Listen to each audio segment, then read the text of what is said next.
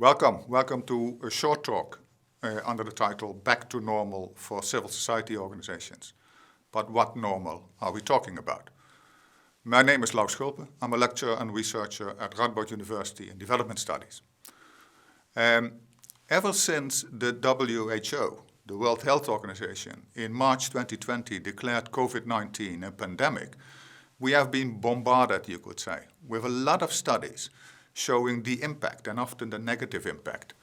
And you see whether, of course, it's on health, the impact, but it's also on our debt crisis, on our way of working, on democracy, on the rights of women, on falling living standards.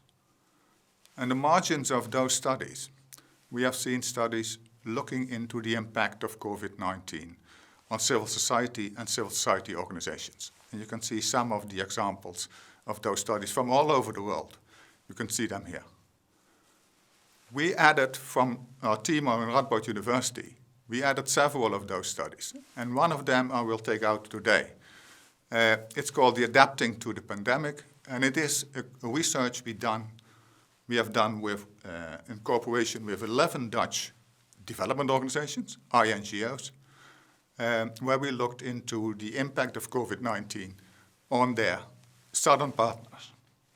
So we did a survey with a response rate of 42%, with respondents from 28 different countries, and we did 3 focus group discussions in 3 different countries. And I'm going to take you through these main findings of this study, at the same time showing that they are confirming quite a lot of findings from other studies. We started by asking the organizations whether the COVID-19 has impacted them positively or negatively. And you can see from this chart that for the vast majority of the organizations, the impact of COVID-19 has been negative or very negative. It's just a handful of organizations for which it has been positive. Now, we focus in our research on 3 different fields of impact, you could say. So it's on projects, programs, and activities, on finances, and on staff and organizations. And that has been quite common in most NGO or civil society studies. And you can see from this that for most of the organizations, actually 6 out of 10, the major impact has been on projects, programs, and activities. 1 in 3 has mainly been impacted in the field of finance, while staff and organization is only for 6% the major field of impact. I'm going to focus particularly on projects and on finances and the changes that took place there. If you look at these projects and programs, you could say that practically all civil society organizations have changed their regular activities. The good news is that a full shutdown is very rare, extremely rare. So essentially all organizations have one way or another managed to continue their activities, or at least part of their activities. So the main changes have been in 3 different fields: doing things differently, doing new things, and serving new beneficiary communities. So doing things differently mainly refers, and you can see that on the right-hand side, it's mainly concerned with adapting, you could say, to, for instance, lockdowns. So they switched from face-to-face activities to online activities. They switched from communicating with their constituencies by radio nowadays, or coming up with very specific online interaction with their communities. Doing new things, that mainly refers to organizations taking up emergency relief or activities in the field of health. So we see advocacy organizations that have nothing to do before with working with specific communities, switching to those kind of activities. And we see quite a lot of organizations actually serving new communities, taking up a new constituency with which they are working. So they're expanding, essentially, their room of maneuver. In the field of finances, one of the first things, and of course this is a study that looked also at the relationship between Southern partners and their international partners, the flexibility of donors has been highly valued. It's excess funding being made available, but also and particularly the fact that organizations could use the available funding for other activities without going through a whole kind of discussion with their donor organizations. They could actually decide that on their own. And there has been some additional funding for humanitarian assistance mainly. At the same time, we see that for the majority of organizations, 6 out of 10 say that COVID-19 has meant a substantial or a decrease in their revenues. It's for 2 out of 10, nothing has changed, and 2 out of 10 saw an increase in funding. Now, in that sense, it's maybe interesting to briefly take a look at how that is functioning, you could say, of what happened in the Netherlands. So if we look at Dutch NGOs, and you make a difference between the Partos members, and Partos, the members of Partos are generally the bigger development organizations in the Netherlands, and a large group of other non-Partos members. And then we see that the Partos member in particular actually did quite well in 2020. They saw their revenues, as a group, they saw their revenues increase from 2019 up to 2020. Of course, it's different if you zoom in on individual organizations.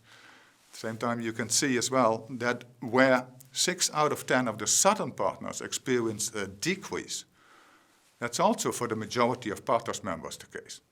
And it is for the majority of other Dutch NGOs the case. Okay.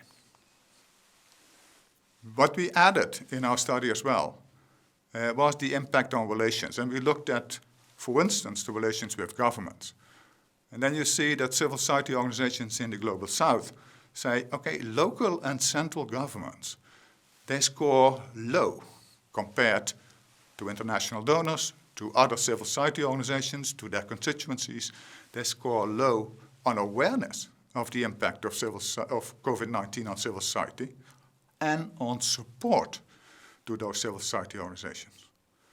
It's actually, for the local government, it's about 40% of the civil society organizations which say they are aware somewhat of that impact. For central governments, even less than that.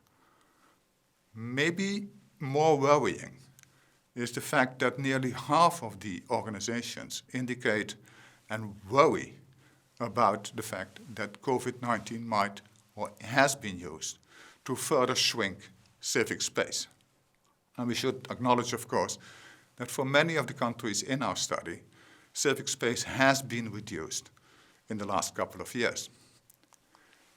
If you look at international donors, we already said, highly appreciated for their support and flexibility, and very interesting, they say, Southern organizations say, that during COVID-19, the majority of these Southern partners say, we have actually managed to work in more equal ways with our Northern and Dutch partners.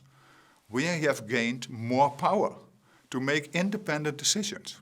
So in that sense, COVID-19, you could say, has been instrumental in bringing the shift to power discussion a bit closer. 6 out of 10 state that. In the meantime, we are 2 years later. We all want to go back to normal. The question, of course, remains what that normal is.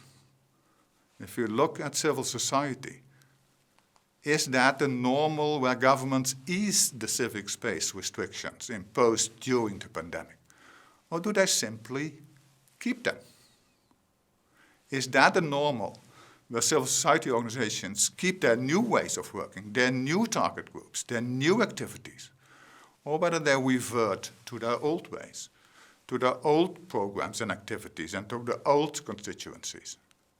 Is that a normal where INGOs, donor organizations, sustain the flexibility and the voice offered to their partners, or where that power balance is actually reverts and bounce back to the donor organizations. And is that a normal, where civil society organizations manage to strengthen their financial security, or where it remains extremely difficult for them to raise sufficient funds? We don't have the answers to these and other questions. Maybe you do. Maybe you can help yourself, and us of course, in understanding the longer-term impact of COVID-19, of understanding the extent to which civil society organizations manage to keep the positive changes and get rid of the negative ones, and help us in understanding the strategic consequences of these longer-term changes. How can you do that? Very simple. Send an email to info@partners.nl and we get back to you.